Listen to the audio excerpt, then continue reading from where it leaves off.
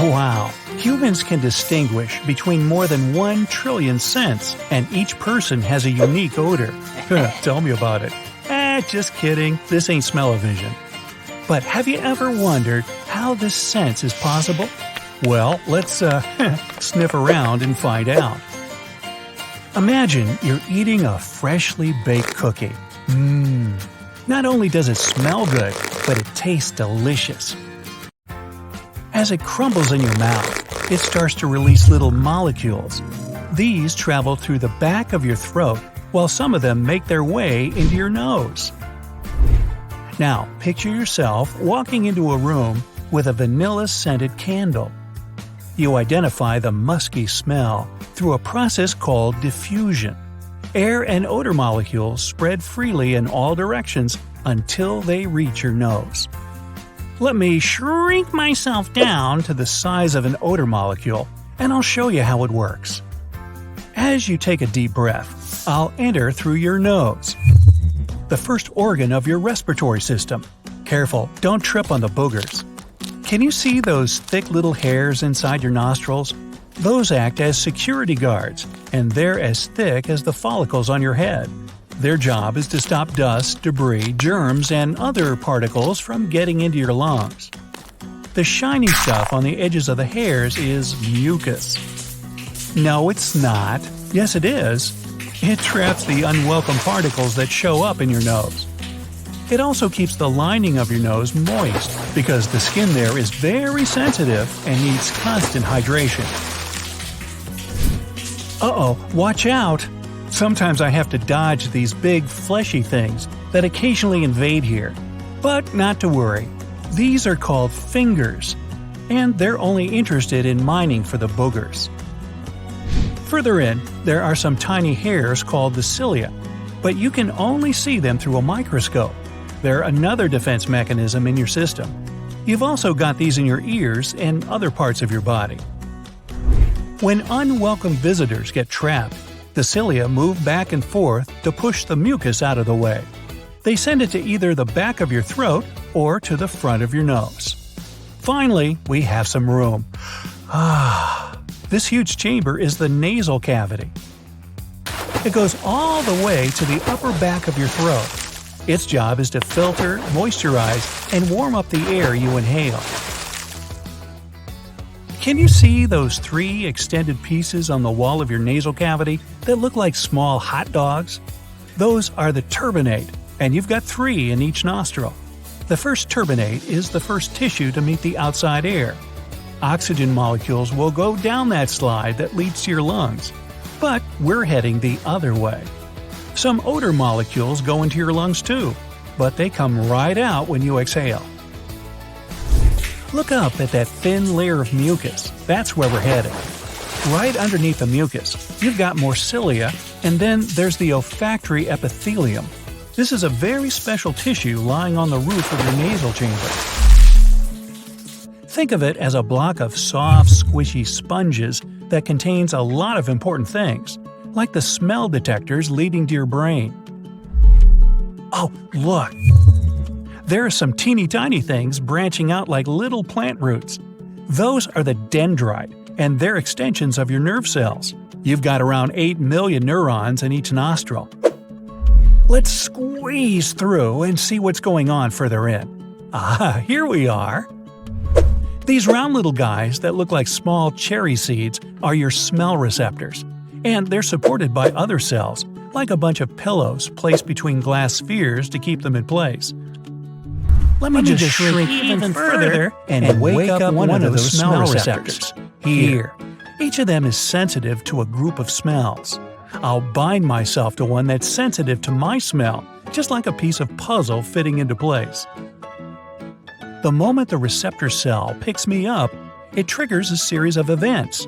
The receptor is now firing an electric signal through a thin tube called the axon. Let's follow it and see where it goes. We're now passing through a connective tissue that has olfactory glands.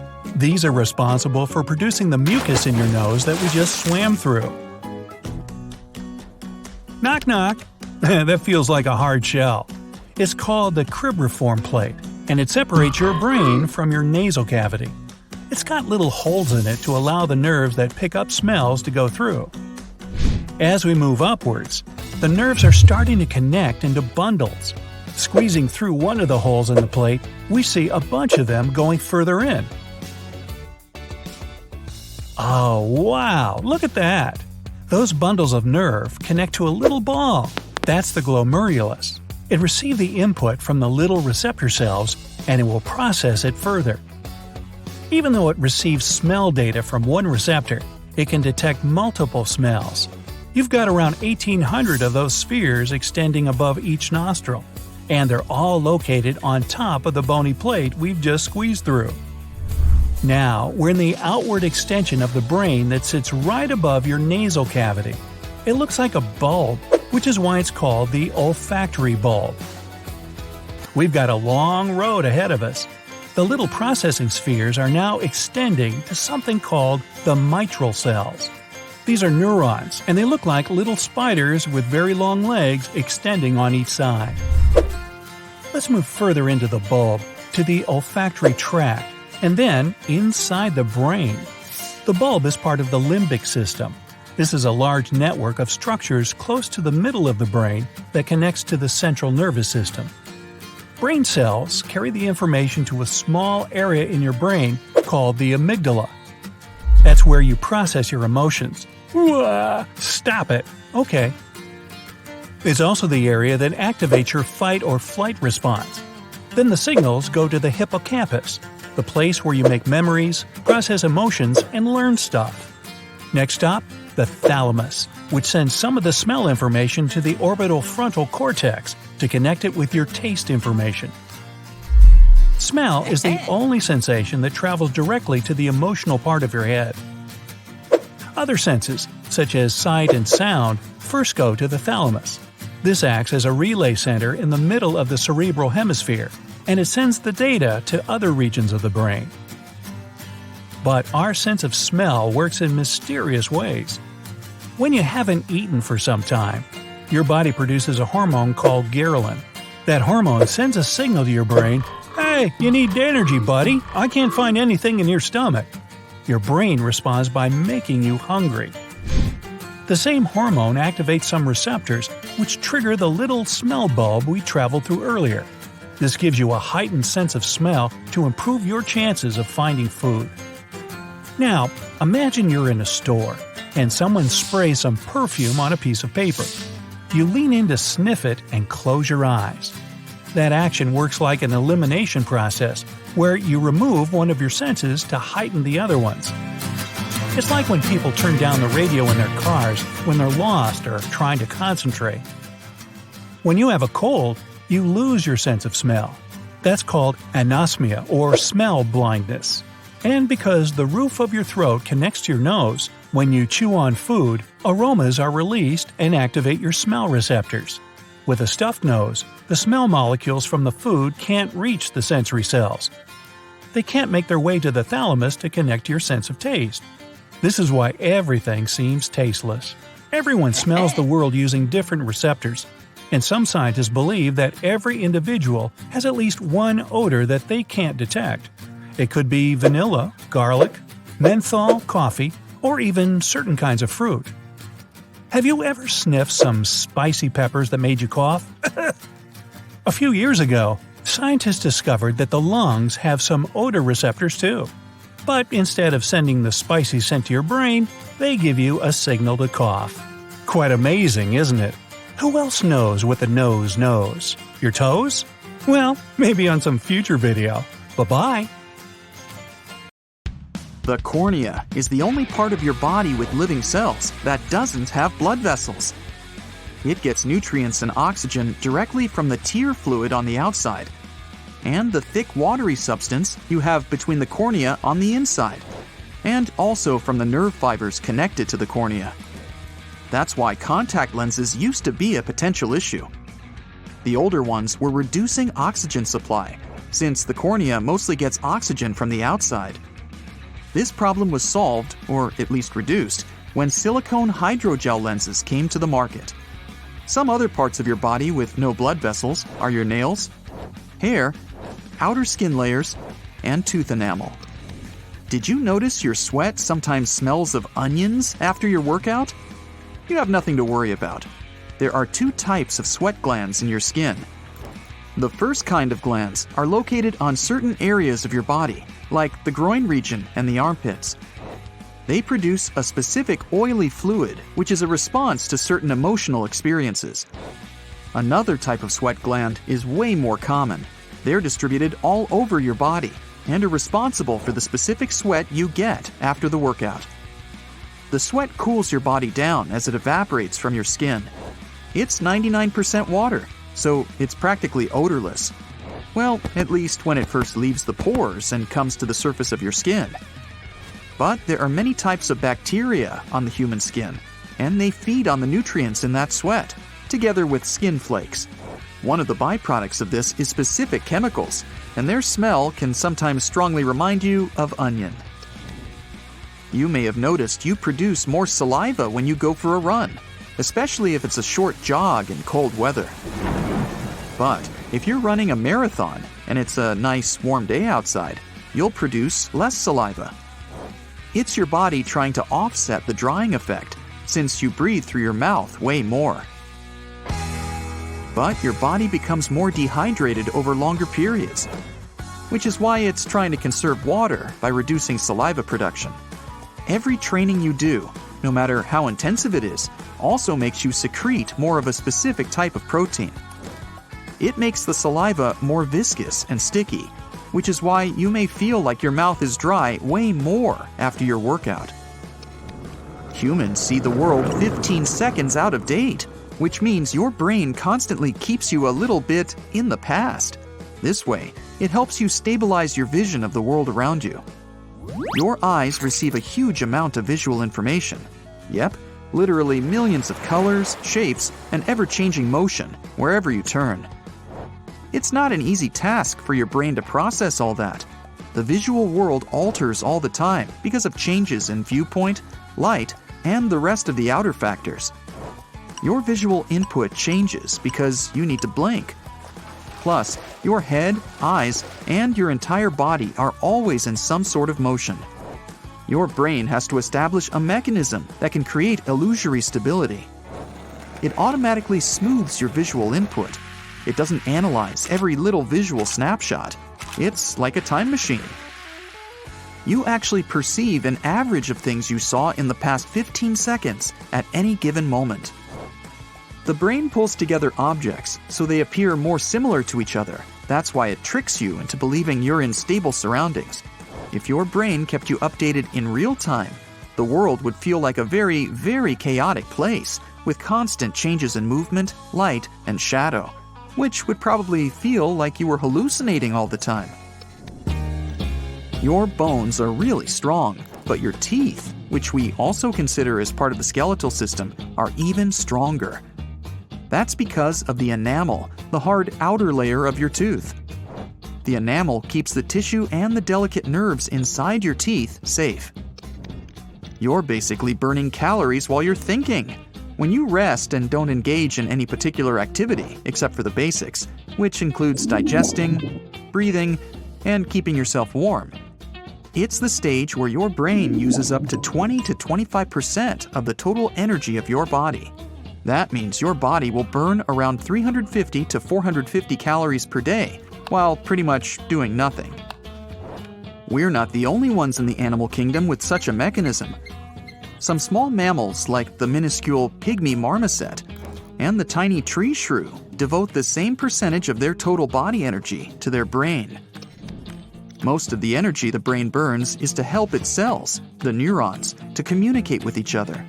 They do it via chemical signals the brain transmits across synapses, those special cell structures. So, the brain directs a lot of energy towards synapses in order to make them work. Your brain never really rests. Even when you're sleeping, certain parts are active. So your brain needs its fuel to work, and you're basically burning calories in your sleep. The more demanding mental tasks you take throughout the day, the more calories you burn. So, if you skip today's workout, solve some Sudoku. Do you like to rush with your ice cream? Sometimes it pays off, but if you do it often, you must know the feeling of brain freeze pretty well. It's a pretty intense and uncomfortable feeling that comes from the front or sides of your head right after you drink or eat something cold, such as a slushy drink, ice cream, or an ice pop. Some people even go through a similar sensation whenever they're exposed to cold air. Scientists are still not sure exactly why this happens, but one of the theories is the cold substance stimulates a cluster of nerves located at the back of the palate. Another theory says the blood vessels in the roof of the mouth and sinuses quickly constrict because the temperature in your mouth drops before they dilate again. Brain freeze is not something dangerous that you should be seriously worried about. And no, hanging over the table, groaning, or clasping your head in your hands won't help much. Some people like to sleep a lot. Hey, guilty as charged. But some have a certain condition called familiar natural short sleepers, which means they're kind of immune to sleep deprivation. About 1% of our population has it. They can fall short on sleep and feel pretty good about it. They're fine with sleeping for 6 hours per night. This amount would wreck the majority of people after a couple of nights. The human eye normally has 3 cones. That means we can recognize approximately 1 million different shades in the green, red, and blue spectrums of colors. But there are some people with a rare condition, so-called tetrachromats, that have 4 cones in their eyes. This allows them to see ultraviolet shades, which means they can distinguish 100 million distinct colors. Did you know your skeleton is all wet? I mean, your entire body mostly consists of water, up to 60%. That fluid is not only in your organs, muscles, and skin, it's in your skeleton too. Your bone mass is almost 1/3 water. There's this amazing hidden network a human body holds inside. Blood vessels are really small, but if you could line them all up, you'd get something huge. Your entire body boasts a network of 60,000 miles of blood vessels. One of the ways to keep your network healthy is by eating right. Have you ever wondered why our distant relatives, the primates, are so much stronger than us? In many ways, our bodies are very similar. Look at the chimp's muscle structure, for example. But our closest primate relatives are approximately 1.35 times stronger than us. The human body developed more slow-twitch muscle fibers compared to the rest of the primates. This type of muscle fiber is a less powerful one, but it lets us endure more than other primates and do things like foraging and hunting, activities that helped our distant ancestors to survive. That's also the reason why we can run a marathon. A monkey could never do it. But we'd still lose in a strength competition. Laughter is contagious. It's not just a metaphor. Researchers have found that strong emotions can make the brain activity of different people sink. Laughter is something science usually links with social creatures. People are almost 30 times more likely to laugh when in some social situations, hanging out with their friends or people they feel relaxed with. One of the theories says that you're probably going to join when you see your friend laughing because humans are empathetic beings. Your brain will release endorphins when you're laughing. These are special chemicals that make you feel safe and at ease. So we're not sure why exactly our laughter is contagious, but it feels really good, so... Join us on the bright side of life and laugh away.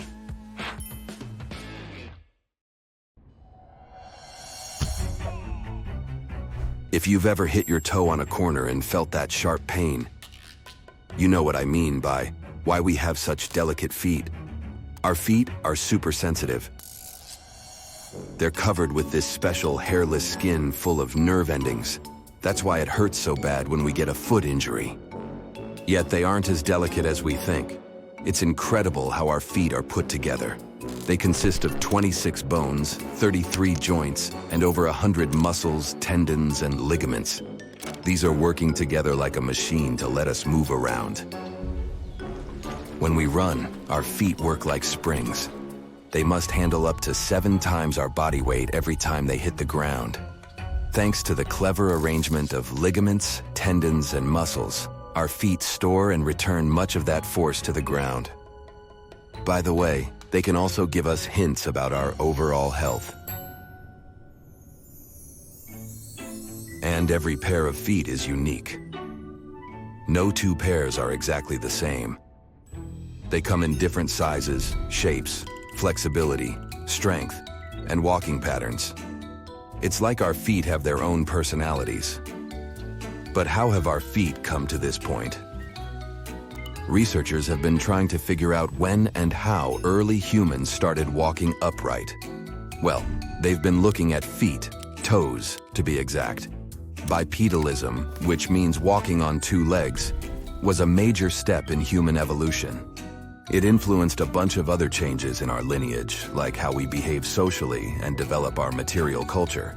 So, these scientists have been digging into the details of foot evolution to piece together the story of our species.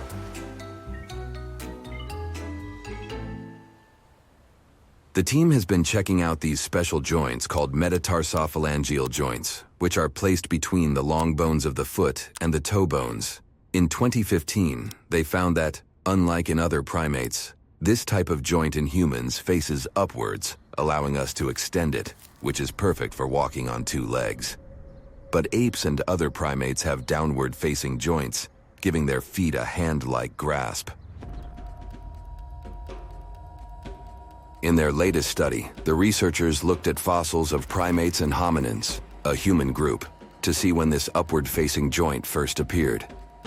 It turned out it had shown up about 4.4 million years ago in the lateral toes closest to the outside edge of the foot.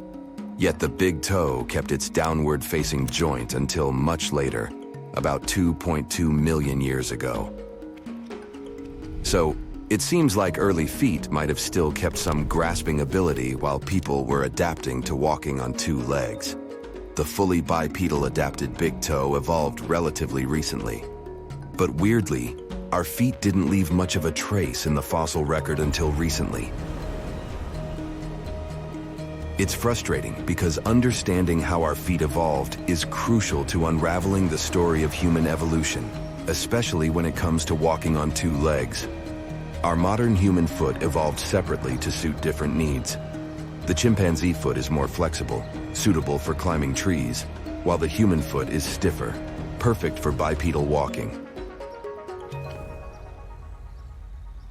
Speaking of feet, we might as well talk about the benefits of walking barefoot. It can actually bring us closer to our natural walking pattern, or our gait. That's a good thing, because it allows our body to move the way it's meant to. Shoes can make you feel like you are walking on clouds, but they can sometimes hinder certain muscle groups from doing their job and strengthening our bodies. But when you go barefoot, for starters, you have better control over how your foot lands on the ground. This helps with balance, body awareness, and even pain relief. Plus, it can improve your foot mechanics, which can positively affect your hips, knees, and core. It keeps your foot and ankle joints flexible and strong, thanks to the proper range of motion and muscle stability. And let's not forget about those uncomfortable shoes that don't fit right. Walking barefoot can relieve issues like bunions or hammer toes caused by improper footwear. Have I mentioned stronger leg muscles? Yep. Going barefoot can give your legs a nice workout, which is excellent for supporting your lower back. So, kick off those shoes and let your feet breathe the next time you find yourself on soft grass or sandy shores. Your body will thank you for it. Not just our feet have evolved over time. Our ancestors had bigger brains too. It means our brains have shrunk. Researchers looked at cranial fossils and discovered that our brains started downsizing about 3,000 years ago. Agriculture took the stage around 10,000 to 5,000 years ago, and civilizations sprouted like mushrooms after a rainstorm. There were sprawling cities, architectural wonders, and even some fancy writing thrown into the mix. The connection between brain size and IQ isn't as straightforward as it seems. Many critters rock brains that make ours look dumb. A massive study with thousands of brain scans and IQ tests revealed that brain size and IQ are like two friends at a party. Sometimes they dance together, and sometimes they go solo with no strict correlation. It turns out some ant societies are like a mirror to our own, complete with their own version of farming and teamwork. And ants with bigger societies have bigger brains, except when they get into the whole farming gig. But smaller brains might be a cooler choice when teamwork gets super complex. Maybe the invention of writing around 2,000 years ago also played its role. It's like the ultimate external brain. You write stuff down and boom, you have ideas at your fingertips. It's like your brain is outsourcing its memory power. Here is a recent thing you might want to consider, especially if you are a gamer. Some streamers have made an unexpected discovery after spending countless hours wearing headphones. There's a headphone-shaped groove on top of their heads. Let's bring in science before we all start imagining our skulls reshaping like Play-Doh. It's highly unlikely that headphones are engaged in skull remodeling. According to experts, giving a human skull a makeover takes 297 pounds of pressure. So, what's really happening here? The headset is just giving a friendly nudge to our softer bits and pieces, causing a temporary dent that can be smoothed away. Another thing is about your phone holding style. Do you use your pinky to prop up the weight of your device, forming a sort of locked-in position? Ever wondered if this way of gripping might be causing some issues to your hand's well-being? Now, as smartphones keep getting bigger and better, a funny thing is happening. More and more people start noticing this smartphone pinky issue. You might have noticed a tiny groove forming on your pinky from being a loyal phone holder. Let's set the record straight once and for all. Holding your phone this way for long periods can actually bring some trouble. A common issue here is a trigger finger. Basically, bending your small finger to cradle the phone can cause it to get stuck in a flexed position, especially if you've got a trigger finger lurking beneath the surface. It's like a tiny finger traffic jam. Treatment often involves injections or minor procedures to release the tendon tangles. Your wrist might also decide to join the hand-hurting parade.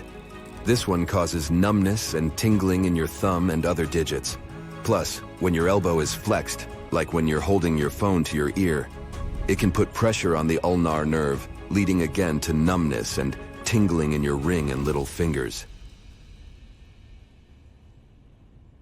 Interestingly, apart from a tiny muscle called the arrector pili, our fingers don't have muscles.